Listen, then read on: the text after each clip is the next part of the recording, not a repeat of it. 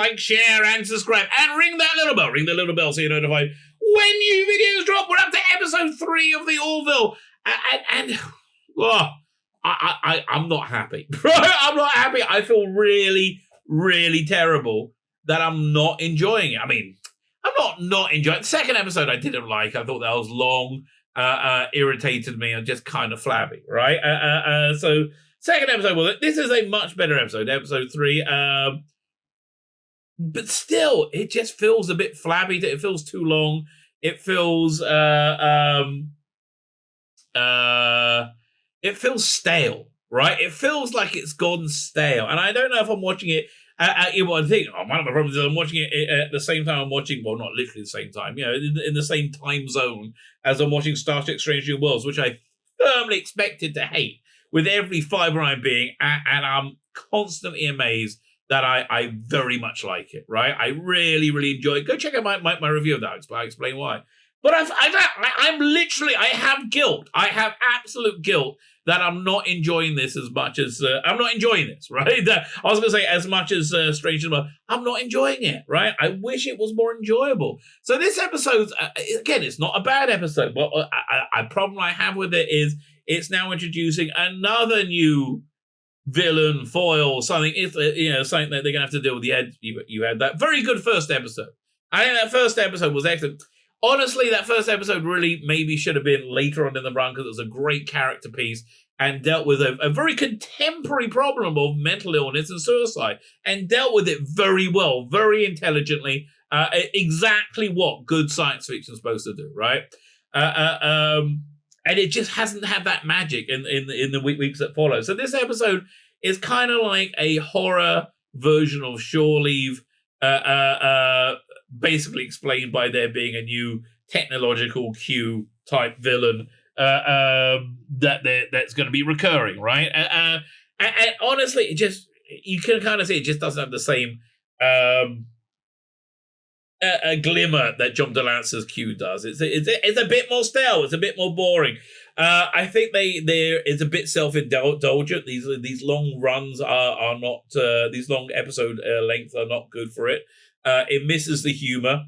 It really does miss the humor. But I mean, I think both last week's episode and this week's episode would have been fine as a 42-minute episode. It's that 20 minutes of flab they put on. Which is, and again, I think they're just saying, look at all this money we got now. Look at everything we can do. I don't know. Look, Seth MacFarlane is part of Hollywood. And even though I think he's one of the good people in Hollywood, I really do. I mean, honestly, he called out Harvey Weinstein when nobody else would. I do think he's one of the good people in Hollywood. I do think I do think it's consumed with the insanity. He'll say, "Oh, how much I hate being on Fox. Now we're on Hulu, Disney's Hulu channel." Listen, firstly, thinking Fox is the enemy is insane. Look, people like me, right-wing conspiracy nut theorists, also hate Fox News as well. I mean, hate it, dislike it reasonably intently. I think any corporate media thing. But yeah, he's been sold this idea that Fox News is corrupting the minds of people. Look, that would be fine if everything you believe wasn't constantly being disproved, Hunter Biden laptop, Jesse Smollett, all these things, a billion gazillion things. So he's like, oh, it's so great to be on Hulu or in Disney. Look, Disney's pure evil, mate. Disney is the cultural ground center for this obscene thing we have in 2022 when you have young children, young girls, young boys, 13, 14, 15 years old, electing to have bits of their body cut off. The girls having double mastectomies and boys chemically castrating themselves. So I honestly, if you're of an age where the law says you are not experienced enough to decide if you can have sex or not, you're probably a bit too young to decide to cut your tits off, right? You probably I don't know what to do. But Disney is a ground center for that. So if I may quote the naughty National Socialists and Disney and the liberal progressives that love Disney, you're on the wrong side of history, mate, right? You're on the wrong side of history. And it kind of shows. It kind of shows in this show. I hope it bounces back. Again, not a bad episode, overlong, but I very much hope it bounces back. Fine! Like, share, subscribe, comment, even though I spent, last 5 minutes slacking off the show, which I have a lot of love for, and I do. I have a lot of love for the Orville. It was the only thing there, right, in this desert of awfulness from, seasons 1 and 2. It was really the only thing out there. And it was very Star Trek-y. It really fit that Star Trek realm. So I feel bad not been giving it glowing reviews. Again, as I started, I am racked with guilt. Right, I am racked with guilt because I don't like it.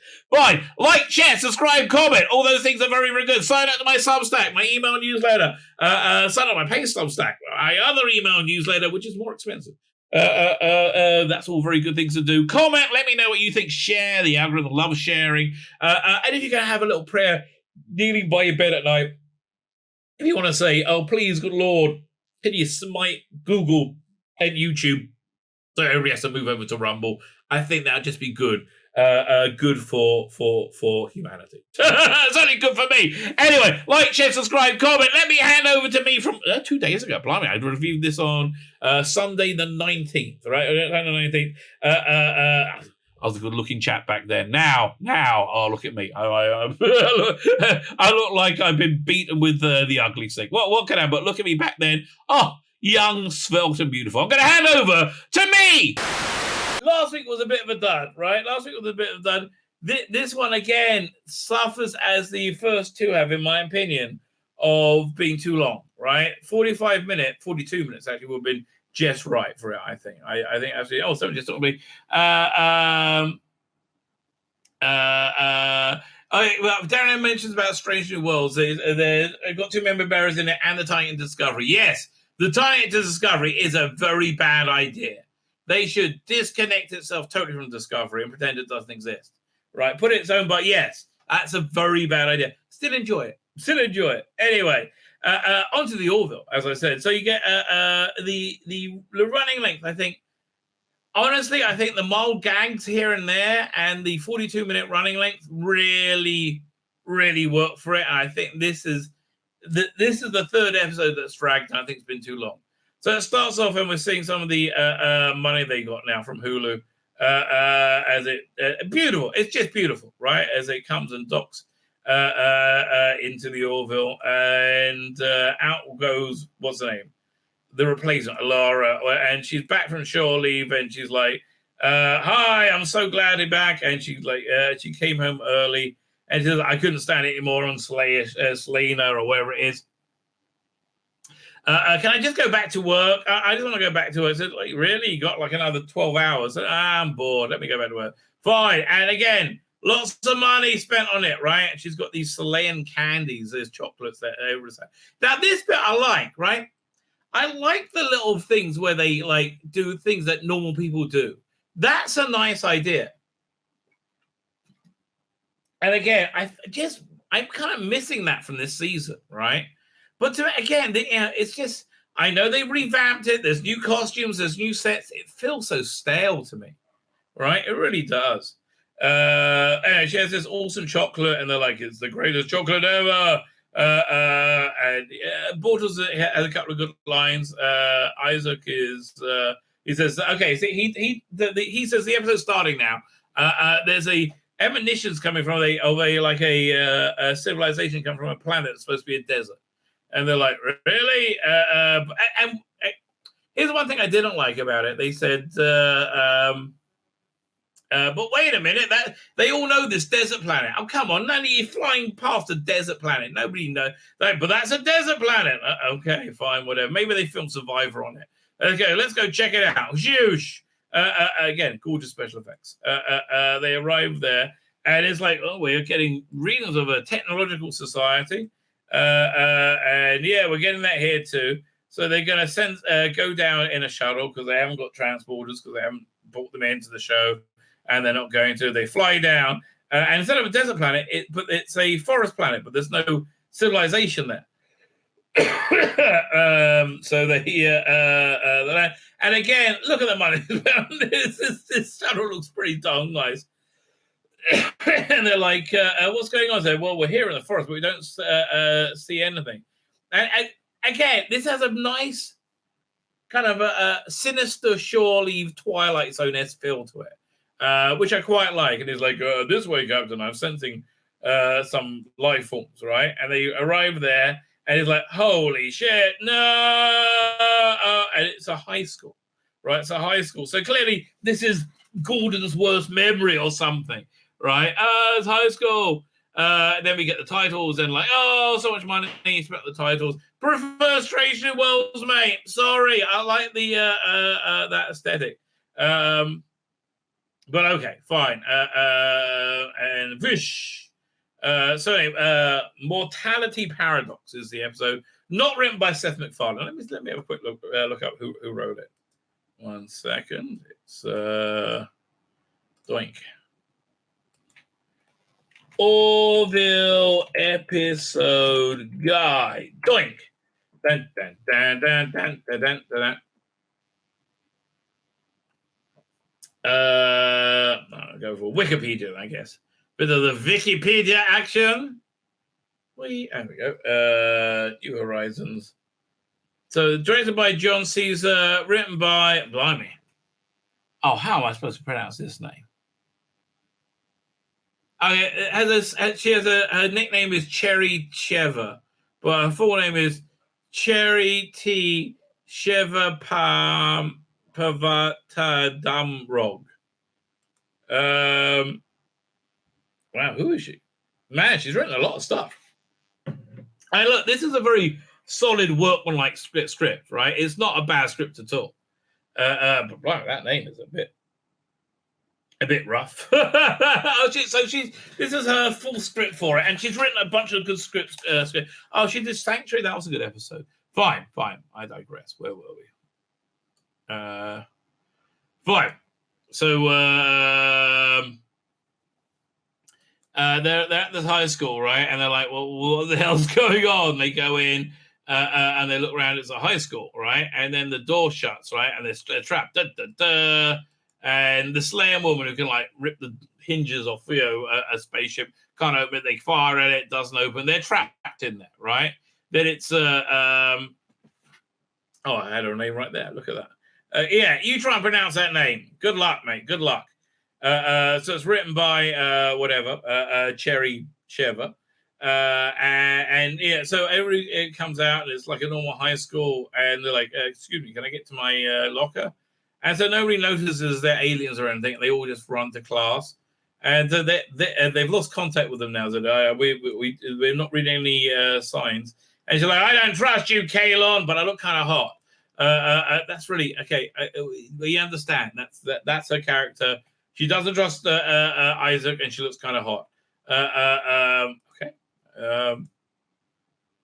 They go like investigating. They walk into a classroom and they try and break out the window. They can't break out and say, look, you got to get out, weirdos. And then while he's somewhere else, he gets grabbed by 3 people and beaten up in the bathroom, having had the crap beaten out of him.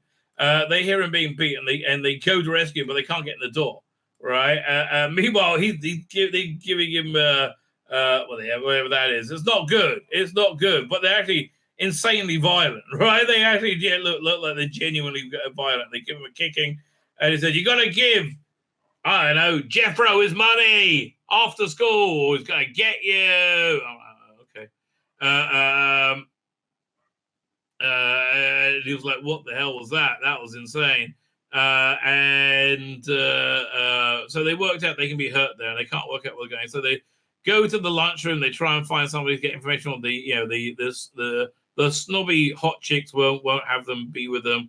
He said, I will fight you for the seats. He says, no, I'm prepared to take these seats by force. And again, a little bit more humor.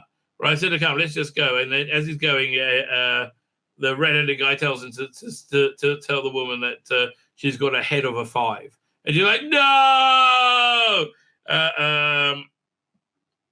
So they sit down. They said, oh, yeah, you owe that guy that money. He's going to kill you.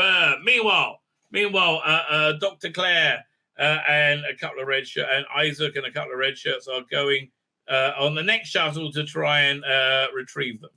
All right. Keep going forward. Oink. Good. Right. And again, I think these are new. I can't remember. They have them the previously, but I don't think they were quite as slick, right? So two red shirts, Claire and Isaac head off. Whoosh.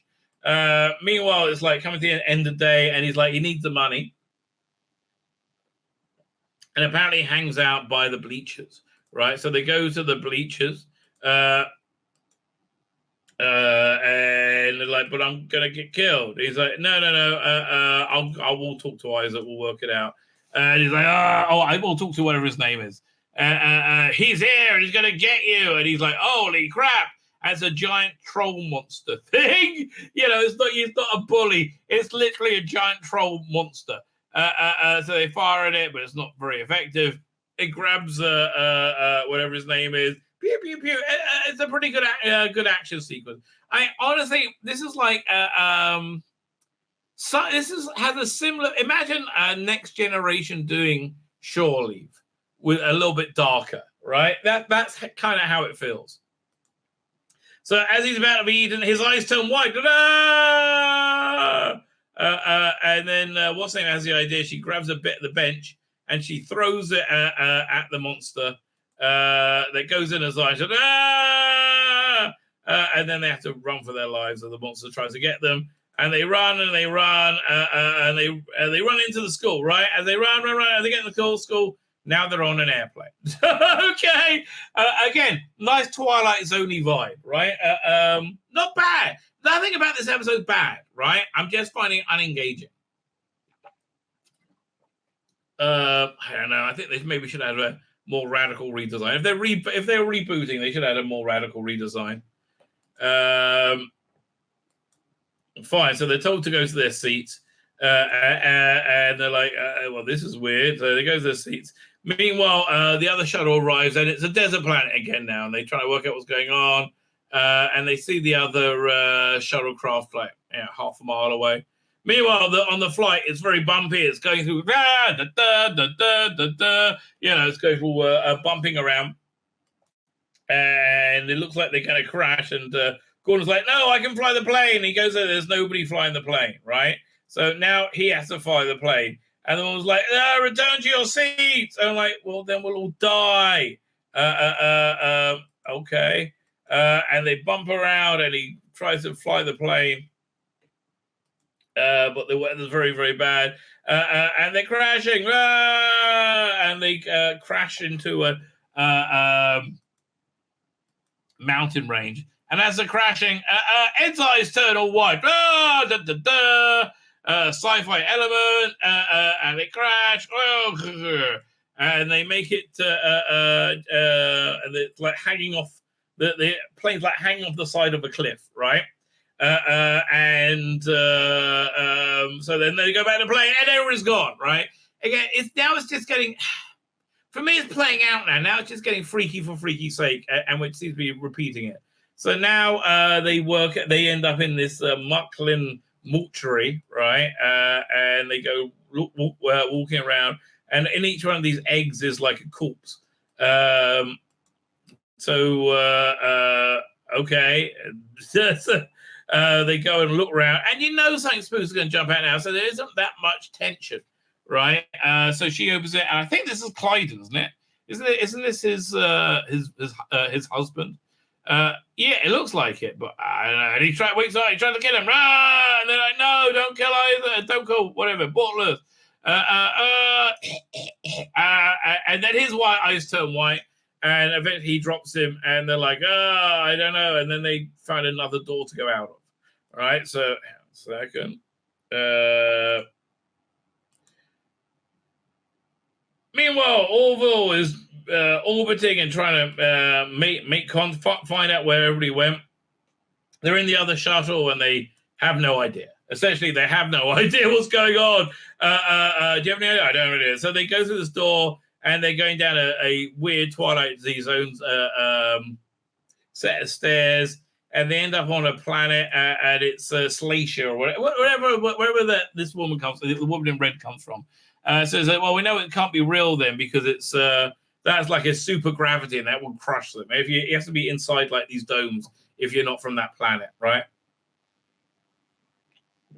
And they see something signaling across the lake, and they see a boat, right? Okay, you better go. It's like, no, you can't go. You're got that head injury. You're concussed. It's no good. So Gordon and her and what was it Adrian Palakny goes there, and there's a big scary sea monster under them. And it starts to, and it grabs her and drags her down to the depths of the deep, right?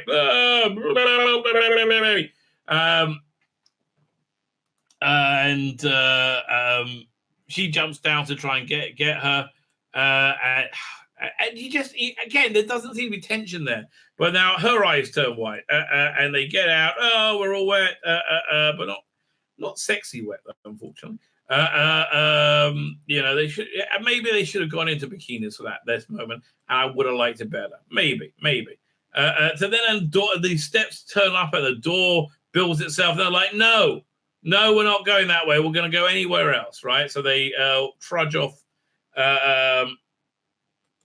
They trudge off in a different direction, basically the California hills. They find a cave where there's some readings coming from, and there's this machine there, and they say, well, this is, and it's shielded, and they say, well, this is totally the thing causing all these weird hallucinations going on. And so they say, fine, I guess we're just going to blow it up then, right? That's the plan. And they do, and now they're back on the desert planet. And everything, and they like pick up all the pieces. What's the name must have left already after checking their shuttle, and they fly back, right?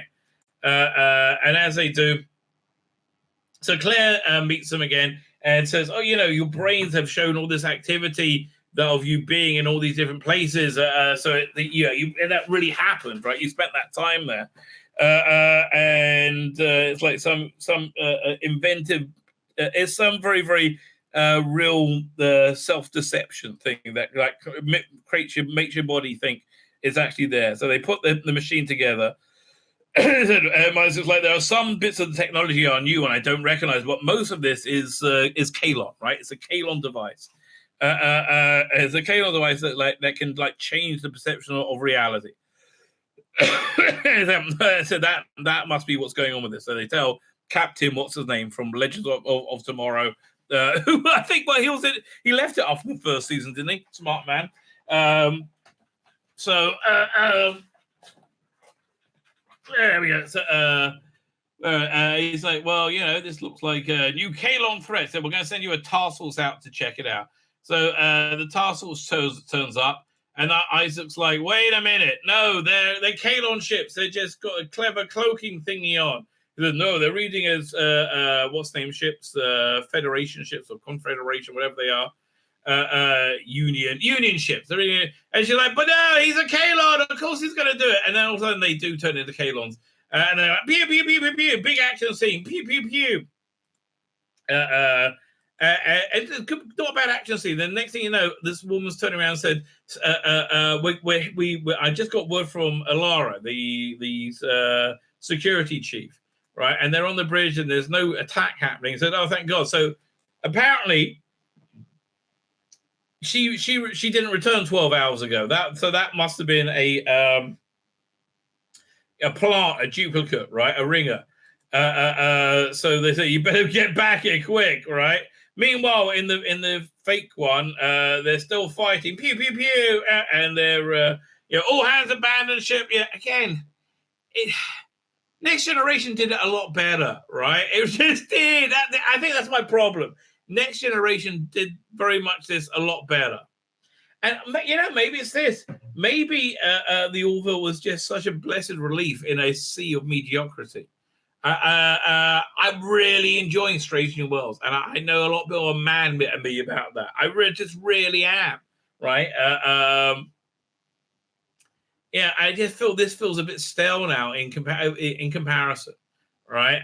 Anyway, so they're fighting the Kalon, and one Kalon comes running right, and all their eyes turn white, right? They close their, and then they open their eyes, and it's frozen. Reality is frozen. Everybody else is frozen, including the Kalon thing that was just about to smash into them. And he said, surprise, I'm not really me. Wheel. I'm a vaguely hot alien, glowy alien woman. Okay. Well, you are vaguely hot. That's true. Hello, vaguely hot, glowy alien woman. So you met us a season ago. We were the planet that was every 12 hours we lived 7,000 years or something like that. So we've advanced and now we're super, super duper. So would you like some tea? So essentially she's cute, right? Essentially she's cute with sciencey abilities, right? It's a little less mystical, more understandable science cute. They're able to make these little pocket universes tailored for each person that can do anything. And see, the trouble is because they live, they don't die. They've stagnated, right? And there's no reason to move forward. So they wanted to remember the experience of death. These are the people who created them, as it were, right? This is their, with their whatever that episode was. I can't remember, right? But so they came to them and said, you put us through hell. Right, to explain, said, you're never in any danger. Don't worry. I know it was scary. Sorry for this is coming, but you helped us move forward, right? And then she's like, "We'll see you again and again." Yeah, okay. So you have the spider people, you have the Kalon as the ongoing threat, and now you have Miss Vaguely Sexy Q, and they have a little philosophical chat. Like I said, I don't believe in God or anything like that whatsoever, so I would live forever. Because listen, I also think that the Trump years affected Seth MacFarlane, quite frankly. I think he did better than most, but I think he was affected by them.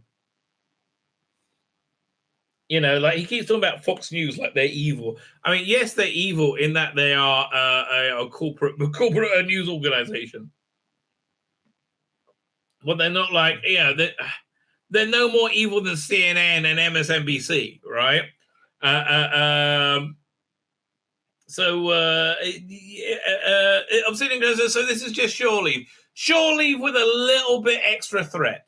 Yeah, exactly right. This is, again, for the simplistic, and it is very simplistic, Strange New Worlds. It's feels fresh, right? It feels innocent. This feels, I don't know. This feels like it feels a little bit painful, a little bit. No, this feels like a little bit of hard work, right? Which is a shame because I freaking love this show. And the first episode was very good, right? The first episode wasn't deep excellent, but look, I'm hoping next week will be better. Let's have a look see if there's a coming soon. We got a blur for next week's one yet. We don't even know who's writing and directing it. Oh, when it's going to... No, 23rd. Gently Falling Rain. Okay. No news about it. Anyway, so yeah, I'm somewhat disappointed. What can I tell you? Somewhat disappointed. Yeah, and the philosophy here just wasn't very good. It's bottom line. It was always smarter in Next Gen, right? But so yeah, they just need to have a quieter episode, I think, right?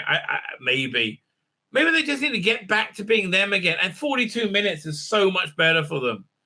It's so much better. It really genuinely is, So listen, as to score this one, I would give it 6.5 out of 10, 7 out of 10, because it's a workable script. It's a working script.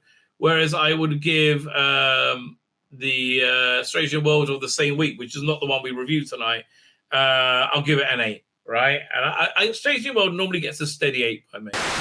My name's Tzvi Lebetkin, the Rabbi from another planet. Please like, share, and subscribe, and ring that little bell. Ring the little bell so you're notified when new videos drop.